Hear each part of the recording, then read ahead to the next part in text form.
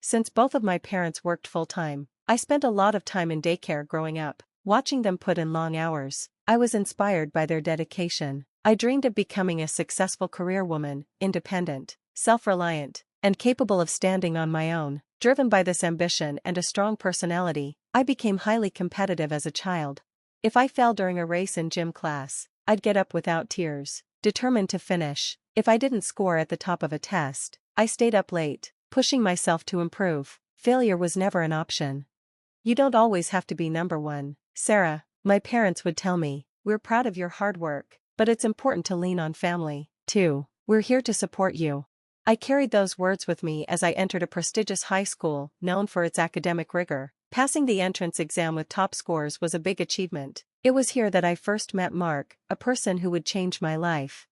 Mark had the highest score on the entrance exam and gave the freshman speech at our school's opening ceremony. I've always worked hard and never feared failure, he said. Failure is a valuable experience.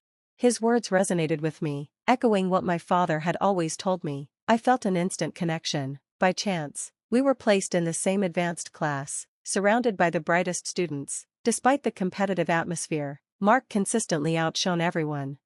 As we spent more time together, he shared stories about his upbringing. I've never placed second in academics or sports, he said with a mix of pride and humility. My mom was strict, but I'm grateful. It made me capable of handling anything. At the entrance ceremony, I met his mother. It was clear where Mark's drive came from. She was strong, sophisticated, and her influence was evident in his accomplishments. Over our 3 years of high school, Mark excelled at everything. He was a class leader, the anchor for our relay team, the choir conductor, and always topped the exams. I admired him and had a quiet crush. Though I never acted on my feelings, he seemed perfect, unattainable. After high school, I focused on my own goals. Though I faced many job rejections, I never gave up. Eventually, I secured a position at a prestigious company, my fifth choice, but still a major step toward my dream of becoming a career woman.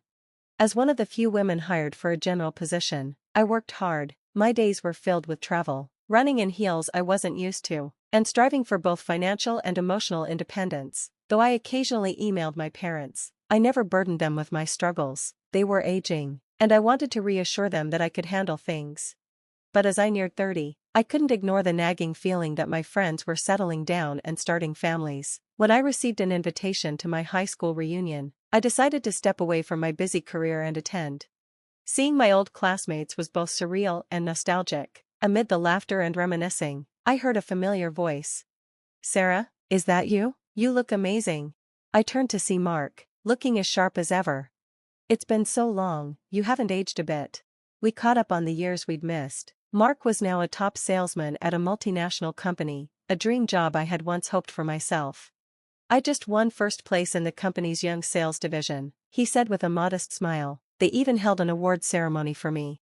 Mark still radiated the aura of an elite achiever, but there was a new ease about him. He looked even better than I remembered. As we continued talking, I told him about my own career journey and how hard I had been working. That night, we rekindled our connection, and soon after, we started dating. Our busy schedules meant we didn't have much time together, but I was happier than I had been in years. Slowly, I began to think that life could be more than just work. Maybe it was time to build something lasting, a home, a family, a future beyond my career. On our 1-year anniversary, Mark proposed, and I said yes. At 30, marriage felt like a significant milestone, filling me with both joy and uncertainty. My demanding job required frequent travel, and I found myself torn between my career and my relationship. Should I request a transfer, stay in my current role, or even consider a career change? Mark, ever supportive, reminded me how much I loved my work. I trust that Mark will support whatever decision I make, I thought, but I still felt conflicted as I prepared to meet his mother, Amy. Since Mark's father had passed away a few years earlier, it was just Amy. She had always seemed strict, but when I saw her again, she looked even thinner and more severe than I remembered. So you're Sarah, she said, her eyes scanning me. I hear you were Mark's classmate in high school. You graduated from that school, so you must be quite smart. I'm not sure about smart, I replied nervously, but I work hard. I'm at a large company, in a position not typically held by women, and currently leading a major project. Amy smiled. That's enough, I can see you're capable. I felt a wave of relief. thinking I'd earned her approval, but then she added, "You know, I don't need a career woman. A woman's job is to take care of the home, send her husband off with a smile, have a warm meal ready when he returns, and raise the children properly. That's what I did, and that's what I expect from you." Her words left me stunned. Mark had never mentioned any of this. "She's right," Mark said casually. "I'll make the money, you don't need to work." Although I had dreamed of being a successful, independent woman, I was physically and mentally exhausted from the demands of my job. Amy pressed on. "A woman's happiness is in supporting her husband," she said. "If you keep working, people might think Mark can't support his family." I looked to Mark for support, but he simply nodded in agreement with his mother. It shocked me. I thought times had changed, that working wives weren't seen as a reflection of their husbands. "But I'm not very good at housework," I protested. "I focused on my career, so I might need help." "That's concerning," Amy said, frowning, "but I can teach you." "Living together?" I asked, startled. "Yes," she replied. "This house is too big for me alone. There's plenty of space for you, Mark, and any future grandkids. Why waste money on a separate home?" I felt overwhelmed, trapped by her expectations. Just then, Mark spoke again. "I'm not the kind of guy who needs his wife to work," he said. "I make more than enough to support us. Besides, you're so talented that if you ever want to go back to work, I'm sure you'll find something quickly." His confidence in me was a small comfort. I decided to give their way a try and resign from my job. My colleagues were surprised but supportive, telling me I was welcome back anytime. The support I received gave me the strength to leave my job and stay home. In the following months, I learned from Amy. She was tough, but after years of working in a male-dominated field, I wasn't intimidated. Then, to my surprise, I found out I was pregnant. When Lily arrived, Mark was thrilled, and Amy unexpectedly showered her with love. "Lily is such a sweetie, isn't she?" Amy would say, gushing over the baby. But her generosity came with strings attached. "I'll take care of Lily, you handle the housework," Amy would tell me. "We're running low on supplies. Could you do the shopping?" I was exhausted, managing housework with my postpartum body, but Amy's help with Lily was a relief. Mark was hardly around, and I was grateful for her support, even if it came with constant demands. She always ensured Lily and Mark had the best of everything, while I received little more than brief acknowledgement. Mark's career skyrocketed as he advanced in the corporate world, and everything seemed perfect, until it wasn't. One evening, when Lily was in upper elementary school, Mark came home looking pale and defeated. "Mark, what happened?" I asked, concerned. He slumped into a chair, burying his face in his hands. "It's over," he said. "I messed up at work. The client was furious, my boss yelled at me, and even my colleagues piled on. I couldn't handle it, so I quit." I was stunned. "You quit over one mistake? Lily is starting middle school. We need that income." Even Amy, usually unshaken, seemed worried. "Can't you go back and fix things?" she asked. "No," Mark replied. "I can't go back. Everyone thinks I'm a failure." Mark had never faced failure before. Now, he was unraveling, retreating into his room, leaving me to manage everything. "Sarah, you need to start working," Amy told me firmly. "But you always said a woman's place is at home," I protested. Amy's expression hardened.